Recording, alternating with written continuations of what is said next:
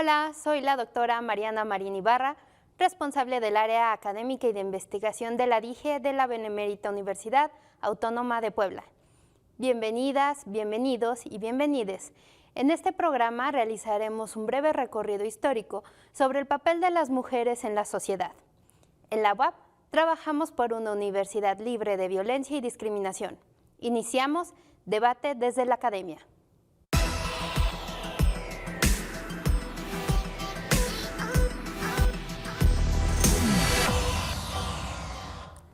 El día de hoy le damos la bienvenida al doctor Sergio Francisco Rosa Salas. Muchas gracias. Quien es profesor investigador titular del Instituto de Ciencias Sociales y Humanidades de la UAP, doctor en Ciencias Humanas por el Colegio de Michoacán y es miembro del Sistema Nacional de Investigadores Nivel 2.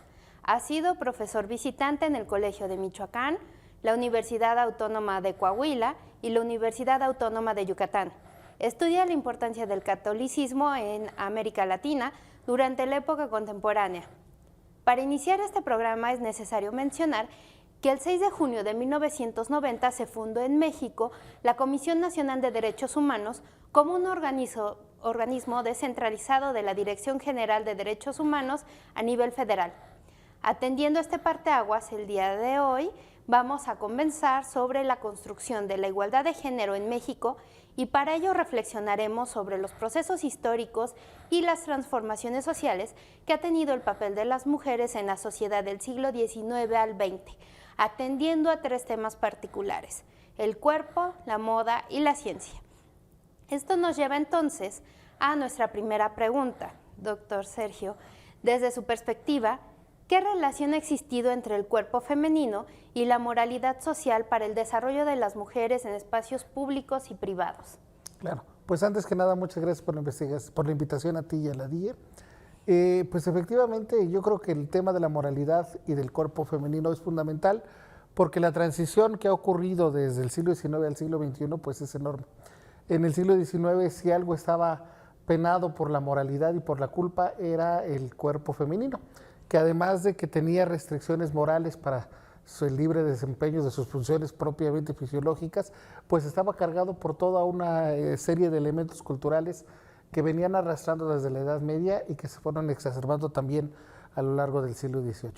Y dentro de estos elementos, pues lo que empezó a ocurrir fue el sometimiento, el cuidado cada vez que se hacía de los cuerpos femeninos por los hombres, por el género masculino. Y en ese sentido creo que pues el camino que se ha hecho, ahora que tú referías los derechos humanos, pues es ciertamente importante, aunque todavía nos falta mucho por caminar. Hemos ido transformando lentamente la triste desgracia de la gente que vivió en el siglo XIX sometida a una serie enorme de códigos de control y de moral hasta llegar a este mundo donde, como hacemos todos los días, pues estamos luchando en la UAP por una sociedad más justa y más incluyente y más igualitaria. Hablando de esto, precisamente vemos cómo el papel de la religión ha sido sumamente importante en la cuestión de normar este cuerpo femenino, ¿no? Porque entonces es un cuerpo que, como ya bien nos dice, tiene que estar sometido a ciertas reglas del pudor, de la moralidad, hablando del siglo XIX, que tienen que ver con las buenas costumbres. Entonces vemos cómo la religión católica, que viene desde este periodo medieval y, como ya dijimos, se va a ir exacerbando y va a ir entrándose en la sociedad y permeando distintos canales como el educativo, el de la moda, el de la sociedad, la civilidad, nuestra idea de ética, etcétera. ¿Cómo es que nosotros vemos esta religión va a conformar este cuerpo? ¿Qué idea de cuerpo tiene? Claro, mire, importantísimo, y creo que precisamente la medida del cuerpo nos permite poner algunos ejemplos que pueden pues ayudar al auditorio a entrar en materia y a entender un poco este rollo un poco más teórico a veces, ¿no? El primer tema que a mí se me ocurre un poco para dar este ejemplo general es el control que se tenía directamente sobre los cuerpos en términos de su reclusión y de su dominio. Para eso, bueno, por supuesto los conventos, que eran un mecanismo, pues tristemente de la cultura, digo tristemente de la cultura patriarcal, porque finalmente el catolicismo descansó sobre este modelo y sigue muchas veces descansando sobre este modelo. ¿Y a qué me refiero? a que como la mujer tenía que ser protegida, entre comillas, y tenía que ser cuidada de cualquier aspecto pecaminoso de acuerdo a la religión, pues el mejor camino era consagrarlo a un convento. ¿Por qué? Para que se mantuviera en los cánones de la época, que no son muy distintos a los nuestros, si lo pensamos a veces con tristeza y con cuidado, para que se mantuviera pura, para que se mantuviera virgen y para que se mantuviera además practicando cotidianamente las virtudes. Entonces, el convento era una opción para muchas mujeres, donde efectivamente algunas encontraron libertad para estudiar o para poder dedicarse a algunas cosas, pero muchas otras encontraron un espacio de reclusión donde no pudieron tener espacios más que para pues sentirse muy protegidas y a veces desprotegidas con respecto a la posibilidad de ser ellas mismas. Otro ejemplo menos conocido en la vida cotidiana, pero que también fue muy importante, fueron las casas de recogidas. Las casas de recogidas eran para mujeres que se habían casado o que habían hecho esponsales, es decir, promesa de que se iban a casar, y el esposo o el varón de la familia, porque a veces si no era el esposo era el padre, pues el que tenía la posesión y la protección legal de la mujer, pues la sometía al cuidado de la casa de recogidas. No eran monjas, pero estaban recluidas, dedicadas a una vida de oración y de contemplación, para el arrepentimiento de sus pecados o para cuidarse de no cometer pecados. Y es una historia horrible porque te encuentras en los archivos que a veces sí, pues las recluyen 15 días en lo que se va el esposo para que se porte bien, que ya eso es bastante horrible, pero también las pueden dejar años y que también se utilizan como espacios de reclusión, prácticamente cárceles, para mujeres que se dedicaban a la prostitución o que habían tristemente caído en adulterio, no porque crea que el adulterio sea malo, sino porque era un pecado brutal, era lo peor que te podía pasar. Y entonces las recluían ahí sin sentencia de parte de la iglesia y por lo tanto se pasaban años recluidas en las casas de recogidas, sometidas prácticamente a ser mano de obra esclava, a tejer o a bordar, y esos recursos pues se quedaban en manos de la iglesia. Otro ejemplo también que me parece importante señalar de estos años pues son los obrajes. Muchas mujeres también cayeron en obrajes cuando en el tránsito hacia el 19 dejan de ser los hombres y los hombres de color los que se dedican al trabajo de la lana sobre todo y del tejido, pues esa responsabilidad cae en manos de las mujeres, pero no es un mundo como el de ahora, o más bien es un mundo como el de ahora donde son casi inexistentes los derechos laborales y por lo tanto pues están sometidas a una labor de esclavitud de 16 o 18 horas de trabajo diario, donde también se les exige un trabajo cotidiano muy rudo a cambio del cuidado de sus cuerpos. Sí, entonces vemos precisamente que en esta sociedad de que se va forjando desde el siglo XIX y que es importante hablar de este siglo porque es cuando también se da la construcción de la nación mexicana, ¿no? Y que es pues nuestro antecedente a todo nuestro sistema social, económico, político, etcétera. Vemos cómo la mujer no forma parte de este sistema, ¿no? Recordando que además para el siglo XIX no es ciudadana, sino que se convierte a ciudadana ya hasta mediados del siglo XX, ¿no? Y entonces tenemos que mientras ella no es ciudadana, hay una serie de decisiones patriarcales donde ella tiene que estar sometida a la autoridad pues del papá, del padrino, del primo, del tío, hasta de los hijos, ¿no? Varones, porque ellas tienen que estar bajo este sistema en el cual ellas lo que necesitan hacer es esta labor de cuidados a los demás y cuidados hacia su propio cuerpo, ¿no? Y que estos cuidados tienen que ver con el desarrollo de esta moralidad que está bastante enraizada a través de los pensamientos católicos religiosos, ¿no? Y que vemos cómo se reafirman en la vida cotidiana de distintas maneras, no nada más con el desarrollo de la misa o el ir a estos espacios eclesiásticos, sino que también la misma sociedad va creando mecanismos de vigilancia donde la familia, los amigos y todo el mundo puede estar checando que el cuerpo femenino sea un cuerpo que moralmente no sea reprobable, ¿no? Porque incluso para el desarrollo de ciertas labores o para volverse una doncella casadera había que tener una moralidad y una virtud intachable, ¿no? Entonces, el cuerpo femenino debe de ser siempre normado y debe de estar bajo esta idea de virginidad y de pulcritud, ¿no?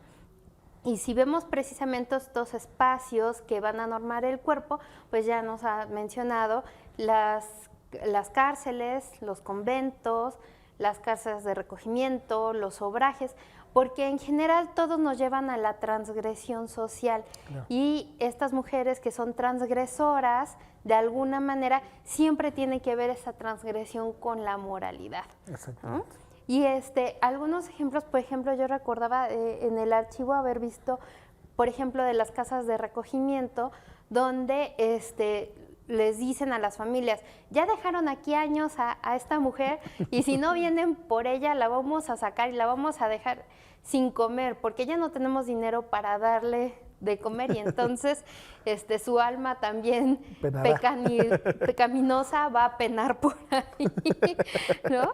Y tenemos como existe todo un control social que se va a ir gestando también en la vida cotidiana. No sé si tenga algunos otros ejemplos que nos quiera No, precisamente, comentar. ¿No? Y ojalá esto sirva también como una invitación para que si un día están aburridos vayan al archivo.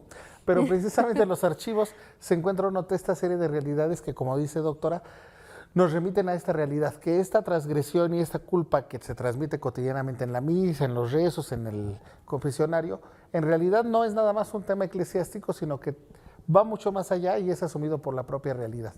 Y la sociedad misma lo reproduce en las familias, etcétera, etcétera, etcétera. Hay como ejemplos muy puntuales de estas realidades espantosas, donde efectivamente la principal virtud del cuerpo femenino es la virginidad. Y donde si no está presente, pues definitivamente ya no se vale nada, ¿no? Me hizo pensar ahora en estos ejemplos como todavía en el siglo XIX, chicos tesistas de historia que escuchen esto, tomen nota, salían las muchachas vírgenes de los orfanatorios que estaban ya en edad de casarse, pero no se imaginen ustedes muchachas actuales de 25 años, sino chicas de 13 o 14 años que entraban a la edad casadera, que entonces salían en desfile, que era el desfile de huérfanas, y se sorteaba la huérfana. ¿Cómo es eso? Pues se sorteaba que una de estas chicas la iglesia le diera dote. ¿A cambio de qué? De que se casara cristianamente y demostrara su virginidad en el matrimonio. Entonces, imagínate, ¿de qué estamos hablando cuando hablamos de esto? Estamos hablando de una sociedad que norma la conducta sexual de las mujeres, que regula la posibilidad económica de tomar Estado, que era un tema fundamental respecto a qué papel ibas a jugar en la sociedad, porque no se valía eso de que tengo 40 y soy soltera, y finalmente de una sociedad que ha asumido estos valores patriarcales de dominación como parte propia de su herencia y de su esencia. El otro gran ejemplo que ponías son los testamentos, ¿no? Si uno va a los archivos de notarías del siglo XIX, pues se encuentra que a tal mujer se le dejó tal cosa, pero su papá tiene que firmar, o su esposo en el defecto, ¿no? Y por eso decían en el siglo XIX que ya había ganado su viudedad.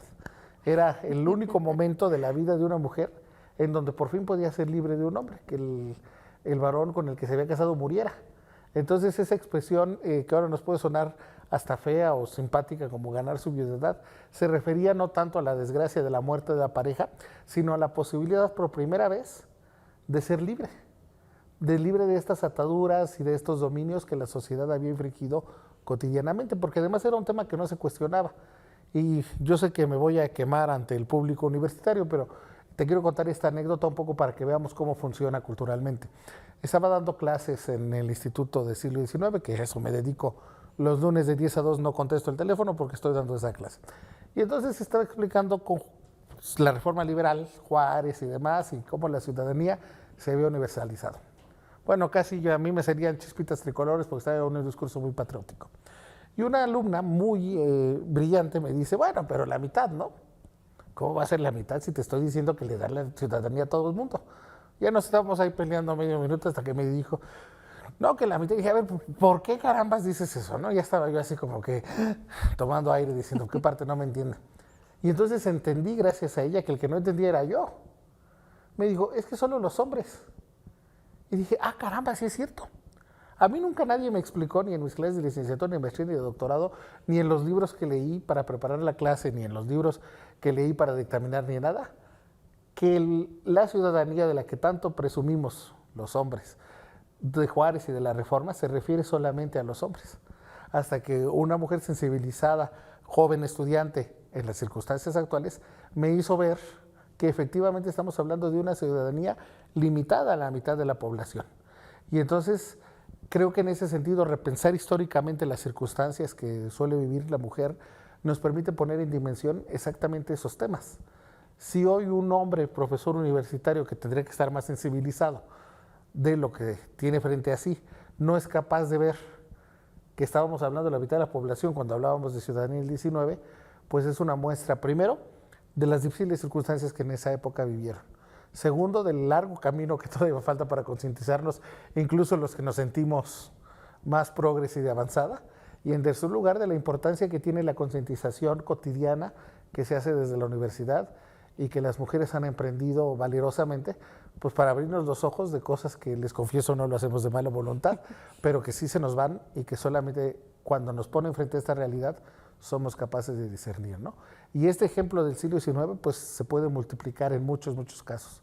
Los manuales de urbanidad de los que alguna vez hablábamos, que se la pasan diciendo, sí, algunos detalles sobre cómo usar el sombrero, cómo subirte al caballo, pero también y sobre todo el cuidado del cuerpo de la mujer, ¿no? La virtud de las mujeres, la decencia, la moralidad, la importancia que se le da en los bailes al comportamiento que debe de tener, hasta el uso del abanico para cubrir el rostro o para mostrar coquetería sin ser vulgar, ¿no? Como si el ejercicio de tu libertad sexual o de tu libertad personal fuera un acto de vulgaridad, que es un elemento que acompañó a muchas mujeres y que sobre esa base se levantó una sociedad que hizo precisamente de la sexualidad femenina y de la experiencia femenina una base de culpa y de dominación. Creo que ahí está la base de muchos de los temas que tenemos que tratar y tratar de ir eliminando poco a poco. Sí, cuando hablamos de los derechos humanos, creo que tenemos que volver a repensar cómo se han dado estos derechos, ¿no? Porque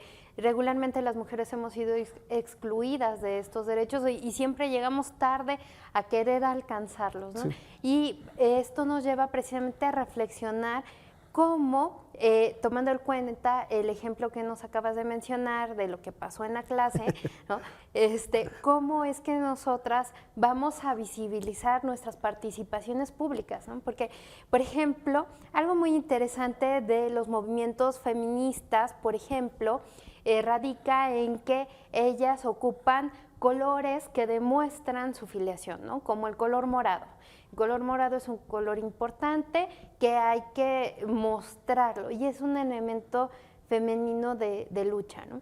El usar, por ejemplo, en algún momento del siglo XX, el lápiz labial rojo también fue un sinónimo de liberalismo, ¿no? de libertad del cuerpo, ¿no? De liberar, de tratar de sacar de esas estructuras de las que hemos estado hablando a las mujeres, pues eso parte de la liberación, ¿no? de este cuerpo a través de la moda. O el uso, por ejemplo, de pantalones, ¿no? Ahora que las mujeres ocupamos tan seguido los pantalones y decimos, ay, qué bien y qué cómoda me siento, bueno, pues fue toda una lucha el poder llegar a usar esos pantalones que ahora se nos hace tan cotidiano.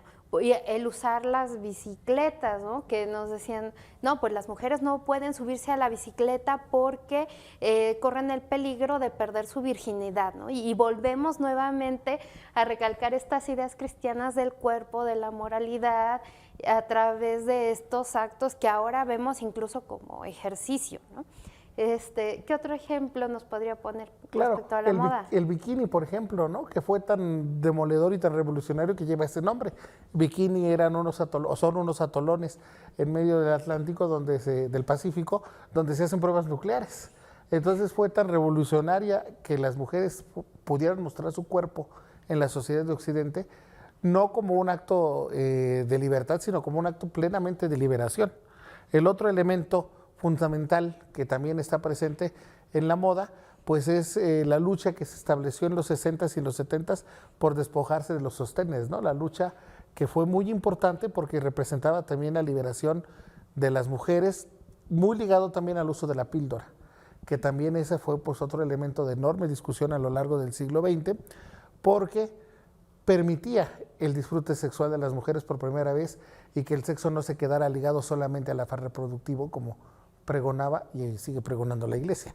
Y en tercer lugar, que también lo que tú señalabas, el uso de zapatos o de tenis para las mujeres, por más que hoy sea lo más cotidiano y que ver a una chica con falda en la facultad sea una cosa muy rara, es realmente también un logro de las generaciones de las mujeres de los 60s y de los 70s que asumieron frente a otras generaciones más antiguas y frente a muchos elementos patriarcales que tenían derecho también a el uso de su cuerpo para la movilidad, para la libertad y para la expresión personal, ¿no? Creo que en ese sentido también es importante la mirada histórica, no lo digo nomás llevando agua a nuestro molino del gremio, sino porque nos permite ver que muchos de estos logros que ahora son parte de la vida cotidiana, pues han sido también logros de generaciones de mujeres que han sido capaces de plantarle la cara al patriarcado, señalando además un elemento muy importante, que muchos actos simbólicos son también actos políticos y que a veces también una pañoleta no es nada más una pañoleta, es también una posición frente al mundo, ¿no? Sí, y bueno, para culminar con esto, ¿cuál sería la reflexión que podemos hacer sobre el papel de las mujeres dentro de la ciencia y la educación en general? Bueno, yo creo que en ese sentido es uno de los ejemplos que tenemos a la mano para decir, nos falta muchísimo por avanzar, pero ya no estamos en el siglo XIX, bendito sea Dios. Sí, claro. Hemos avanzado en términos de la capacidad de atención a las mujeres y la capacidad que las mujeres tienen para llegar a la universidad.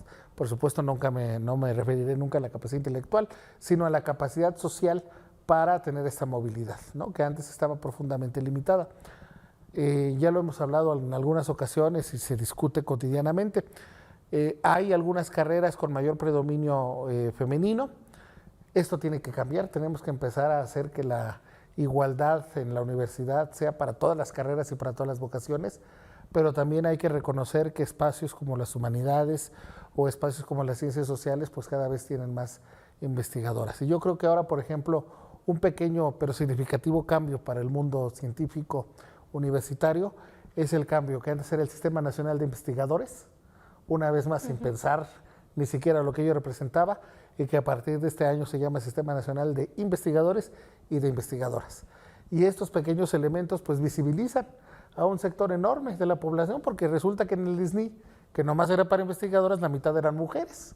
Entonces, creo que estos pequeños pasos van dando muestra de cómo sí estas primeras mujeres pioneras que llegaban en el siglo XIX a clases, pues dieron pequeños pasos gigantes para que hoy las mujeres puedan acceder a las clases universitarias y cada vez ocupen más espacios de dirección de tesis, más espacios de cátedras universitarias y que, por supuesto, el sistema educativo pues poco a poco vaya alcanzando una igualdad que es necesaria.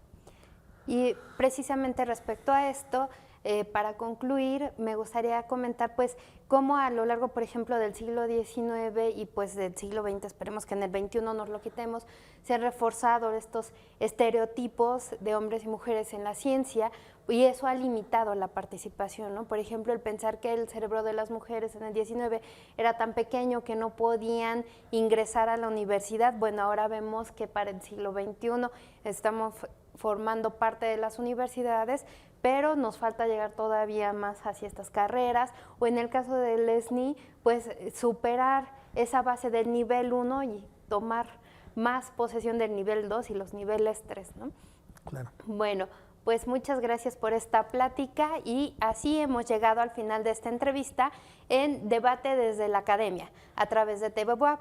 Agradecemos la participación del doctor Sergio Rosas y les invitamos a conocer las diversas actividades dirigidas a la transversalización de las políticas de igualdad, prevención y atención a la discriminación y violencia de género en nuestra universidad. Síganos a través de la página web de la DIGE, dige.buap.mx, en redes sociales a través de Facebook DIGEBUAP, Twitter @DIGEBUAP. Muchas gracias, hemos llegado al final de este programa, agradecemos su compañía y hasta pronto.